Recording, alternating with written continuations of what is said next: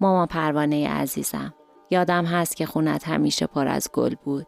اون حوض آبی که دور شمدونی ها مثل یه تاج رنگی نشسته بودن. سرخس های ایوون که تو نسیم تابستون آروم تکون میخوردن. برگ‌هایی که انگار عاشق دیوارای خونت بودن و کج و موج تا سقف بالا میرفتن. بوی اون خونه رو هنوز حس میکنم. بویی که نمیدونم از تو بود یا از گلها. راستش رو بخوای زندگی راحت تر شده. روی گازهای چند شعله میشه چند جور غذا پخت بدون دلواپسی کم شدن نفت یا خاموش شدن گاز. اما من دلم گیر اون اجاق کوچیکه توئه. اون غذاهایی که رو شعله کم جا می افتادند و عطرشون تا چند خونه اون ورتر می رفت. اون غذاهایی که با صبوری تو طعمش یه تکه از بهشت می شد. حالا تو این آشپزخونه های براق و مدرن همه چیز تندتره. مثل زمان که از دست ما لیز خورده و داره با شتاب خودش رو به آخر می رسونه. راستی ماما پروانه، گفته بودم منم مثل خودت عاشق گلها شدم؟